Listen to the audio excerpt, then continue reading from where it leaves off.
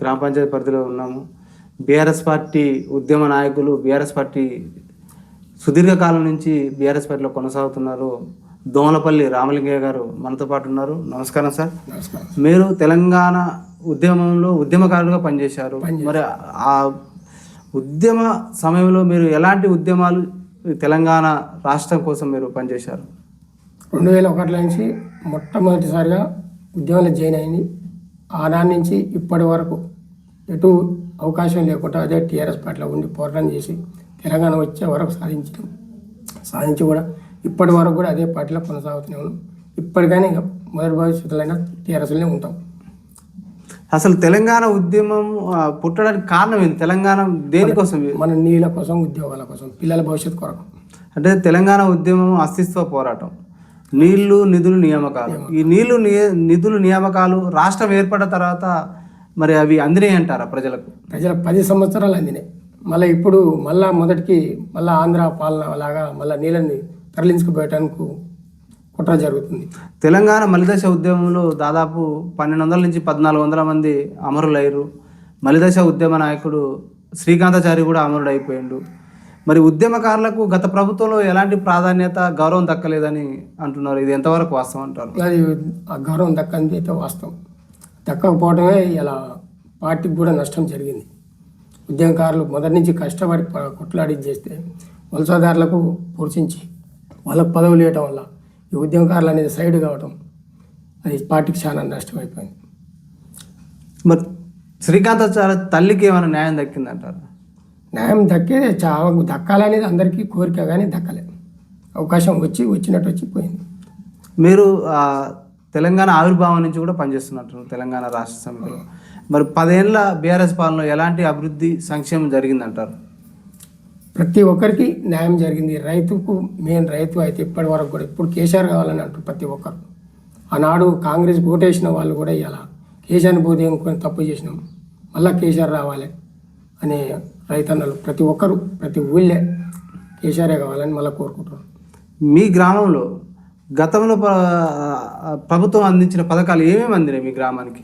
రైతు బంధు అందింది, కళ్యాణ లక్ష్మి అందింది, షాదీ ముబారక్, కాళేశ్వరం నీళ్ళు, ప్రతి ఒక్కటి చెప్పాలంటే పొదుగుకులు చెప్పినా కూడా అంత అభివృద్ధి జరిగింది. మరి గత సర్పంచాలు మీ గ్రామం ఎలా డెవలప్ అయింది? ఈ గ్రామం మంచిగానే చేశారు. సర్పంచ్ మంచిగానే చేసిండు. సిసి రోడ్లు అయినాయి, మోరీలు అయినాయి, వీధి లైట్లు అయినాయి. అభివృద్ధి మంచిగానే జరిగింది. టీఆర్ఎస్ గత ప్రభుత్వంలో వ్యవసాయ రంగానికి రైతులకు ఎలాంటి సంక్షేమం అందిందంటారు? ప్రతి ఒక్క రైతుకు మంచి పంట వచ్చింది. పంట అమ్ముకుంటే ప్రతి రైతు ఆనాడు 1 పుట్టి 2 పుట్లు పడేటోడు ఇలా 150 పుట్లు పండించే అవకాశం వచ్చింది. అది ఎవరి ఘనత అంటే కేసీఆర్ ఘనత. విద్యా వైద్యం ఎట్లుంది గతంలో? విద్యా వైద్యం కూడా మంచిగా చూశారు. మన హాస్పిటల్కి పోయినా నేను, గవర్నమెంట్ హాస్పిటల్ అలా పట్టించుకునేటోళ్ళు నేను అడిగిన హాస్పిటల్ ఏంది ఇట్లా పరిస్థితి అంటే, మరి మీరు చేసుకుందే కదా, మీరు చేసుకున్నందుకు మీరే అనుమతించాలని అంటారు ఆ డాక్టర్లు. గత ప్రభుత్వంలో డబుల్ బెడ్రూమ్ ఇల్లు కానీ, దళిత బంధు కానీ మీ గ్రామానికి ఎన్ని వచ్చినాయి? ఒక ఇండ్లు మాత్రం రాలేదు. దళిత బంధు వచ్చింది, కానీ వచ్చేవరకే ప్రభుత్వం మారే వాళ్ళకు అన్ని పైసలు కూడా అందకుండా ఆగిపోయినాయి. బీసీ బంధు వచ్చింది, ఒక 2-3 వచ్చినాయి. యాదవులకు గొర్రెల పంపిణీ వచ్చినాయి, అన్నీ వచ్చినాయి. ప్రతి ఒక్కటి చెప్పాలంటే 24 గంటలు చెప్పిన కేసీఆర్ పనులు కూడా ఆయన పనులల్లో చేసిండు, ఈయన మాటలలో ఉండు, అంతేగాని చేతలలో లేడు. మీరు వార్డు మెంబర్ కూడా పనిచేసారు కదా? వార్డు మెంబర్ పనిచేసారు. మీరు ఎలాంటి అభివృద్ధి చేశారు మీ వార్డుకు? ఆ రోజుల్లో కూడా వార్డు మెంబర్ ఉండి మంచిగా మేము లైట్లు లేకున్నా, మోరీలు లేకున్నా కొట్లాడి చేయించుకున్నాం. ఇప్పుడు ప్రస్తుతం కాంగ్రెస్ పార్టీ అధికారులు ఉంది, ఎలాంటి అభివృద్ధి, ఎలాంటి పథకాలు అంటారు మీ గ్రామంలో? ఇప్పటి వరకు అయితే ఏమందట్లేవు. నిన్న ఒక 10 ఇండ్లు వచ్చినాయి, గవర్నమెంట్ ఇల్లు అంతే. మీకు బస్ సౌకర్యం కూడా లేదంటారు ప్రజలు? లేదు, బస్ సౌకర్యం కూడా లేదు. బస్ సౌకర్యం ఉండే అప్పుడు ఆనాడు తెలుగుదేశం పీరియడ్లో బస్ సౌకర్యం ఉండేది, కానీ ఇప్పుడు ప్రజలు బస్ సౌకర్యం కల్పించాలంటున్నారు. బస్సు కావాలంటారు, కోరుకుంటారు. బస్సు కోరుకుంటారు. ప్రస్తుతం 6 గ్యారెంటీలు ఎలా అమలు అవుతున్నాయి? గ్యారెంటీలలో ఏం అమలు కాలేదు సార్. ఇటీవల ఇందిరమ్మ ఇండ్లకు, రేషన్ కార్డులకు దరఖాస్తులు స్వీకరణ జరిగింది. మరి పేదలకు, నిరుపేదలకు ఏ విధంగా అందుతున్నాయి? ఎలా? పేదలకు ఏం అందటం లేదు, వాళ్ళు ఇష్టం వచ్చినట్టు వాళ్ళే పెట్టుకుంటారు అంతే. నిరుపేద ఉన్న వాళ్ళకు అందట్లేదు. ప్రస్తుతం వ్యవసాయ రంగానికి ఏ విధంగా? వ్యవసాయ రంగానికి కూడా చాలా ఇబ్బంది అవుతుంది. నీళ్ళు కూడా సరిగ్గా రావట్లేవు, చాలా ఇబ్బందులు పడుతూ కొన్ని వర్షాలు ఎండిపోతున్నాయి. మొన్న వర్షం లేకుంటే మొత్తం ఎండిపోయేటే. మొన్న వర్షం వచ్చి కూడా చాలా కొద్దిగా మేలు చేసింది. గత ప్రభుత్వంలో ధరణి పోర్టల్ వచ్చింది, దానివల్ల భూములు అన్యాక్రాంతమైనాయని ఇప్పుడు భూభారత చట్టం వచ్చింది. ఇప్పుడు భూభారత చట్టం ద్వారా మన రెవెన్యూ సమస్యలు కూడా నిర్వహించారు. మరి రైతులకు ఏమైనా న్యాయం జరుగుతుందంటారా ఈ చట్టం ద్వారా? ఇంతవరకు అయితే అందరూ అప్లికేషన్లు తీసుకోరు కానీ ఇంతవరకు అయితే ఏం కాలేదు. మరి అవుతుందేమో చూద్దాం. ఇప్పుడు గతంలో విఆర్ఓ వ్యవస్థ ఉండే, ఆ వ్యవస్థను తొలగించి ఇప్పుడు మళ్ళీ ఆ వ్యవస్థని ఇప్పుడు ఈ ప్రభుత్వం తీసుకొస్తుంది, ఎట్లుండబోతుంది అంటారు? ఇప్పటి వరకు అయితే వచ్చారు, అది దరఖాస్తులు తీసుకోరు కానీ దాని గురించి ఏం స్పందన అయితే లేదు ఇప్పటి వరకు. మరి ఏమైందో చూద్దాం. ఇప్పుడు సర్పంచుల కాలం ముగిసి దాదాపు 15 ఏళ్ళ పైచీలకు అవుతుంది. స్పెషల్ ఆఫీసర్ అంటున్నారు, గ్రామ ప్రజలు అభివృద్ధి లేదు, పారిశుద్ధ్యం చాలా ఇబ్బందికరంగా ఉన్నాయి, లైట్లు లేవు, వెలుగుతలేవు అంటున్నారు. పట్టించుకుంటలేరు సర్పంచ్. మరి ఆ సమస్యల పరిష్కారానికి ఎందుకు ఎలక్షన్లకు పోలేకపోతుంది అంటారు ప్రభుత్వం? ఇక పోలేకపోతున్నారంటే వాళ్ళు ఎలక్షన్లకు పోతే గెలుస్తావా గెలవా అన్న భయంతో కూడా వాళ్ళు వెనకాల చేస్తారు.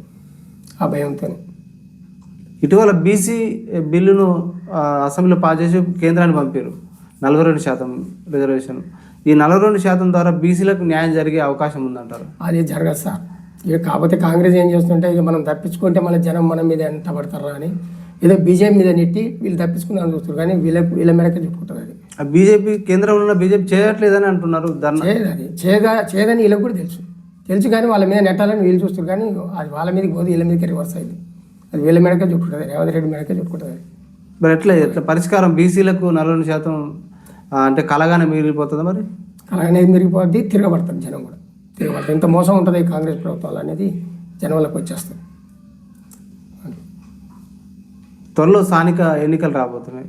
ఎన్నికలు ఏవైనా కూడా మందు డబ్బు పంపిణీ జరుగుతుంది, ప్రజలను కూడా ప్రలోభాలకు గురి చేస్తున్నాయి పార్టీలు. అలా ఆ ప్రలోభాలకు గురి కాకుండా ఉండాలంటే, ప్రజలకు ఓటర్లలో చైతన్యం రావాలంటే, మీరు ఒక సీనియర్ నాయకుడిగా పేరుంది మీకు, ఉద్యమకారుడు, మీరు ఏం చెప్తారు ఓటర్లకు ప్రజలకు? ఇక ప్రజలంటే ఎవరిని కాదన్నారు, ఇంటికి పోతే అందరికీ ఒకే అంటారు. వాళ్ళు ఎవరికి వెళ్ళడం వాళ్ళకి వేస్తారు.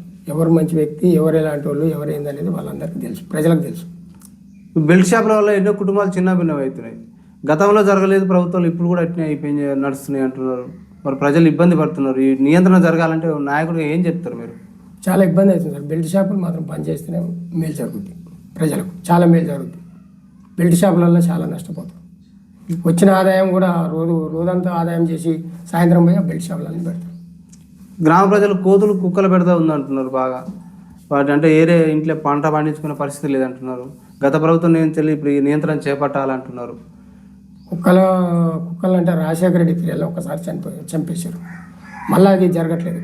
ఇప్పుడు చాలా కోతులు కూడా ఇబ్బంది పెడుతున్నాయి. కుక్కలు కూడా ఊర్లో నిండా కుక్కలు అయిపోయినాయి, మొత్తం కుక్కలు ఎక్కువ అయిపోయినాయి. వాటిని కూడా త్వరలోనే తీసుకుపోవాలనేది మన అభిప్రాయం. ఇప్పుడు గ్రామాలు మండలాలు అభివృద్ధి చెందాలంటే ఎలాంటి నాయకుని ఎన్నుకోవాలంటారు మీరు? మంచి నాయకుని ఎన్నుకుంటేనే అభివృద్ధి జరుగుద్ది. కాకపోతే పార్టీలు రంగులు మారేటోళ్ళని ఎన్నుకుంటే ఎప్పటికీ పని జరగదు. పార్టీ జెండా మోసిన వాళ్ళని పక్కకు పెట్టి, పార్టీ జెండా మోసిన వాళ్ళకు న్యాయం దక్కలేదు. కొత్తగా వలస వచ్చిన వాళ్ళకు ఎవరైతే డబ్బులు అంటే పెట్టుబడి పెట్టే వాళ్ళకే ఆ పదవులు దక్కుతున్నాయి అంటున్నారు. సామాన్య అంటే ప్రజలు అంటున్నారు, దాంతోపాటు కార్యకర్తలు కూడా అంటున్నారు. మరి న్యాయం జరుగుతలేదు అంటున్నారు. దీనిపై మీరు ఏం చెప్తారు ఒక సీనియర్ నాయకుడిగా? కింది నుంచి పైదాకా, గ్రామ స్థాయి నుంచి హైదరాబాద్ నుంచి ఢిల్లీ స్థాయి దాకా డబ్బులు ఉన్న వాళ్ళదే పోషణ చేస్తారు. పార్టీలు ఏ పార్టీ అయినా సరే వాళ్ళని కట్టడి చేస్తేనే మనకు న్యాయం జరుగుతుంది. డబ్బులు అనేది ప్రజలు అనేది మంచి వ్యక్తి అనే కానీ డబ్బులు ఉన్నా అది మంచి కాకుండా కానీ డబ్బులు ఉంటే అతను పెడతారు. దానివల్ల చాలా ఇబ్బంది అవుతుంది ప్రజలకు. ఆ డబ్బు ఖర్చు పెట్టినంత డబ్బులు సంపాదించాలంటున్నారు. ఇప్పుడు మంచి నాయకుడు అయితే, డబ్బు ఆశపడే నాయకుడు అయితే వాడు ప్రజలకు మేలు చేయగలుగుతాడు. ఆ డబ్బు వల్ల చాలా ప్రభావం అవుతుంది. పార్టీలు మారి కూడా ఇప్పుడు ఈ 10 మంది ఎమ్మెల్యేలు కూడా కోర్టు కూడా మంచి తీర్పు ఇచ్చింది. కోర్టును కూడా స్వాగతించవలసింది. ఇట్లాంటిది కూడా మళ్ళీ జరగదు. మంచి పని చేసింది ఆ కోర్టు కూడా. రేపు స్థానిక ఎన్నికలను ఉద్దేశించి మీరు మీ గ్రామ ప్రజల కోట్లకు ఏం చెప్తారు? ఫైనల్గా అభివృద్ధి ఎవరు చేశారు, ఎవరు అభివృద్ధి చేశారు, కాంగ్రెస్ చేసిందా టీఆర్ఎస్ చేసిందా మీరు చూసి ఆలోచించి ఓటేయమన్నారు. Sir thank you sir. చూస్తూనే ఉండండి మీ తెలుగు టీవీ.